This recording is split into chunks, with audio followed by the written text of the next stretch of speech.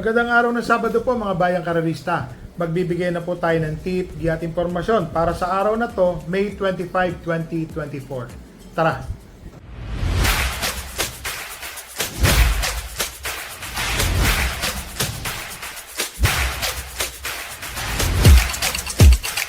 So mga bayang karerista, meron pong hinandang 7 karera para sa araw ng Sabado. Pakita ko lang po yung kopya natin. Yan po, medyo mukhang mahirap mga bayang karerista. So, simulan na po natin. So, dito po sa race number 1, mga bayang karerista, 1,200 meter race, 3-year-old and above maiden race. So, first choice ko po dito, mga bayang karerista, entry number 7, Ann Luis. Ito pong si Ann Luis, mga bayang karerista, batak na batak po ito sa laban. Ang ano ko lang po, medyo parang bumubuka. Napansin ko lang po dito, mga bayang karerista. Ang second choice ko po dito, entry number 6 na si Giselle's Love. Ito pong si Giselle's Love. May nga bali-balita po tayo, matuling mainam na kabayo, may buti. So, tignan po natin. Kasi, alam niyo naman sa maiden, wala pong kasiguraduhan kahit sino po ang tumakbo. Ang third choice ko po dito, itong entry number 3 na si American Ford. Ito pong si American Ford. Comebacking rider po, El Blanca Flor pala to ha. Yung sasakay. So, malay nyo, magpanalo po niya. So, dito po sa race number 1, first choice po, entry number 7, Ann Luis. Second choice po, entry number 6, Giselle's Love. Third choice po, entry number 3, American Ford. So, dito na tayo sa race number 2, mga bayang karerista. First choice po, entry number 2, Great Angie. Ito pong si Great Angie, tumapos po ito ng segundo nung huling takbo po niya. Hindi po ako magkakamali, medyo may kalakasan po ang laban. Isa po ang aking first choice. Ang second choice ko po, entry number 6, kabayo po ng yung lingkod, Great Connection. Nung nakaraan ho, nakipaghabulan po kasi ito kay Kipitaki. Labas na labas po tayo. Ganun din naman po yung kalaban. Kailangan po talagang mag-isahan po sila. Doon po ang kinatalo ng kabayo natin na si Great Connection. Ngayon po, nilagay ko lang pong panigundo. Ang diskarte po, off the pace, hayaan na silang mauna. Nod lang po, nod lang. Isang check lang po ito, pa-rekta. Bahala na po kung kaya po niyang tapusin. Yun po ang aking instruction. Ang third choice ko po yung entry number 7 na si Vitrius. Ito pong si Vitrius, mga bayang karerista.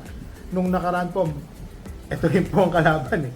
Magaling po si Vitrius para sa akin. May panalo po ito. Mainam na kabayo. So dito po sa race number 2, first choice po entry number 2, Great Angie. Second choice po entry number 6, Great Connection. Third choice po entry number 7, Vitrius. So dito na tayo sa race number 3, mga bayang karerista, 28 to 32 ratings, 1,200 meters, 8 runners po. First choice po entry number 4, King Tiger. Dong si A.R. Villegas na po ang papatong. Tingin ko ho, malaki po ang panalo nito ni King Tiger po, mga bayang karerista. Ang second choice ko po dito, yung couple entry na 1 and 1A, Follow the Ruler, at yung 1A na si Glamour Girl. Ito pong si Glamour Girl, nung nakaraan po, segundo po itong tumapos. Malakas po ang laban, mga bayang karerista. Yun lang po ang napansin ko dito kay Glamour Girl. Mukhang mayroon na po itong kabayo na to. Naglagay po ako ng third choice. Ito pong entry number 7 na si Winner Parade. Si Winner Parade po, mga bayang karerista, alam po natin kung sino pong kinakalaban yan. At kung natitimbang po yan, parati pong always in the money po yan ng mga laban niya na yon. So siya po ang aking napiling third choice. So dito po sa race number 3, first choice po entry number 4, King Tiger. Second choice entry number 1, Follow the Ruler, 1A, Glamour Girl. Third choice po, entry number 7, Winner Parade.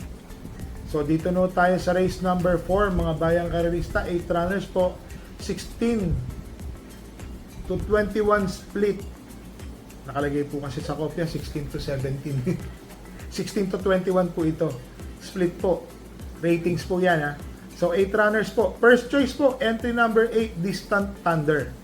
So, yun po. Tingin ko, lamang na lamang to sa numero, nasa labas. Tutupi na lang to, wala po akong nakitang masyadong mabilis dyan, maliban lang po kay AP Factor. Sa tingin ko, yan na rin po ang habol sa kanya. Pero sa tingin ko po, lamang pa rin po sa akin si Distant Thunder dito sa karera na to. Ang second choice ko po dito, itong entry number 4 na si Seychelles. Ito pong si Seychelles, mga bayang karerista, JM Estorque po ang papatong. Tingin ko po malaki po ang panalo nito ni Seychelles. Kasi siya lang po yung pwedeng lumapit agad sa nasa una na dalawa. So siya po yung malamang na tersero, kwarto pwesto, malapit na malapit. So dito po sa race number 4, first choice po entry number 8, Distant Thunder. Second choice po entry number 4, Seychelles. So dito na tayo sa race number 5, mga bayang karerista. 22 to 27 split po ito, 8 runners. First choice po entry number 1, Papaum Mamaw. Ang rider po niyan ay si Jeffrey Tagulaw Sarate. Tingin ko po madidiskartehan po niya to. Magaling po dumiskarte si Jeff Sarate, mga bayang karerista. Kahit marami pong matulin, nonod-nod lang po yan. Ang second choice ko po dito, entry number 5, Agidaw.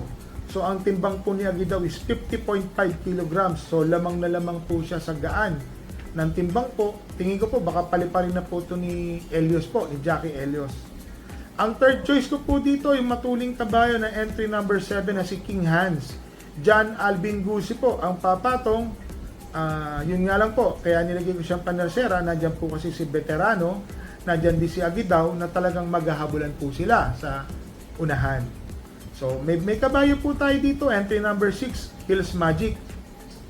Napakalakas po ng laban, mga bayang karerista, argabyado pa sa distansya. Tingin ko chamba. Ang daming chamba, mga bayang karerista. In short, di ko po inaasahan. Pag ito po natimbang, para na po akong nanalo. Yun po. So dito po sa race number 5, first choice po entry number 1, Papaum Mamaw. Second choice po entry number 5, Agidaw. Third choice po entry number 7, King Hans. So dito na tayo sa race number 6, mga bayang karerista, 8 runners po, 6 to 10 split po ito mga bayang karerista. First choice po, entry number 1, I Tell You. Tumapos po ito ng segundo recently po. So kung mapapansin nyo po, maganda po yung pinapakita na ni I Tell You. Ngayon po, nagpalitinete po. JC De La Cruz po ang papatong, minus 2 kilograms. Tingin ko, gumaan po ng bahagya, pero mapapa-remate po na itong bata. Malakas po ang loob nito ni si JC De La Cruz po, yung batang hinete po. So siya po ang aking first choice. Ang second choice ko po dito ay matuling kabayo, Ari Munding. So ito rin po, JF Paruginog, comebacking jockey. Tingin ko ho, siya ho talaga ang may kabisado dito sa mga kabayo po ni Boss Narciso Morales. So tingin ko po mapapakilos po ito ni JR Paruginog po. So siya po ang aking second choice. Naglagay po ako ng third choice, yung entry number 2 na si Sky Lover. Kung sakali pong magkaroon po ng sa unahan, si Sky Lover po, mga bayang karerista, malamang ito po ang segundo or tersero pwestong malapit sa nasa unahan. Baka sakaling maiwan po yung, alam niyo na, yung mga magagaling dyan, siya po, may panalo po ito. So dito po sa race number 6, first choice po entry number 1, I Tell You. Second choice po entry number 5, Ari Munding. Third choice po entry number 2, Sky Lover. So dito na tayo sa last race po, mga bayang karerista. 1,200 meter race, 11 to 15 split po, 8 runners. First choice po, entry number 4, Lucky Julian. Matuling kabayo po ito, mga bayang karerista So kahit sabihin natin nandiyan po si Fortress, Caraga Wonder, si Lucky Julian po, nanonood-nood lang po yan, mga bayang karerista. Marunong din po itong sumunod ng kabayo na to. So para sa akin po, malaki po ang panalo ni Lucky Julian. Umiksi pa ang distansya, 1,200 meter race, mairarate po na magaling ni O'Neal Cortez. Tingin ko po malaki po ang panalo niya. Ang second choice ko po dito, itong entry number 8 na si Walking on Sunshine. So rating 12 na po ito, ang baba na rin po ng ratings nito. Tingin ko ho, malaki po ang panalo ni Walking on Sunshine. So mga bayang karerista, dito po sa race number 7, first choice po entry number 4, Lucky Julian. Second choice po, entry number 8, Walking on Sunshine. So mga bayang karerista, remind ko lang po kayo. So ito pong dating pala na June 1 para sa mga kapwa course owner. Itong June, wala na pala mga added price. Kagaya po nung sa tawag doon, yung added na para sa Winning Horse Connections po. Wala na po yun. Sa ratings po. So inano po muna nila yun kasi parang kulang po ata sa budget, parang ganun po. So ipopost po natin yan pagka sigurado na. Meron po akong nakuhang memorandum po dyan. Kaya, opo, nabasa ko po kanina, nagkita po kami ng trainer ko. So yun po, kaya nga sabi niya, yung mga maliliit na horse owner, wala na. Yun na po yung parang toldok na po yan dun. O siguro temporary lang naman po yan yung ginagawa nila niya. So mga bayang karerista, medyo hindi po pinalad yung kabayo natin na si Bonnie Avenue. Nakita nyo naman, talagang magagaling na po sila eh. Yung mga kabayo po na nandoon, si Bonnie Avenue, tumapos lang po ng tercero, despite na hindi pa rin po ganun kaganda ang lundag niya, pumapagpag po yung ulo, yun po ang kailangan din makorek. So tingin ko po, yun na lang po ang dapat na ayusin namin sa kabayo po namin. Maganda po yung pagkakasakay ni Jackie Albert Serios po. So wala po akong problema kay Albert Serios sa pagkakadala po niya kay Bonnie Avenue. Kaya lang po, talagang talo is talo. Naniniwala po tayo doon, mga bayang karerista. So ngayon pong araw na to, remind ko lang po kayo, dalawa po ang kabayong tatakbo natin. Si Great Connection, may panalo po yan. Hills Magic, tsamba lang yan, mga bayang karerista, tsamba. Sasama ko lang po yan, kung mahulog po silang lahat, kabayo ko lang po ang tumakbo. So, sayang naman. Sasama ko lang po siya sa exotic bets. So mga bayang karerista, remind ko lang po kayo ha. Bet small, win big. Bet big, lose big. Yan po ang gawin nating katwiran mga bayang karerista. Ang hirap po talaga ng karera ngayong panahon na to. Lalo na po, balita ko no, bearing po yung sa darating na Manila Horsepower. So alam niya na, kanya-kanyang diskarte po sila. Ganito. Kami rin po, may diskarte rin. Kaya lang kami po, labas na kami ngayon. Hindi ko na kailangan pang hantayin po yung karera na yun. Marami po kami magbubul-bul doon. Mas magaling po yung mga kabayo nila kesa sa kabayo po natin. Kaya po, mga bayang karerista, remind ko lang po kayo, dala po tayo ng payong at tubig. Umuulan sa hapon at medyo may pagkamainit, maalinsangan. So, dala po tayo nun. And then, always remember po, stay safe po tayo mga bayang karerista ha. Stay safe. Happy racing and stay safe po.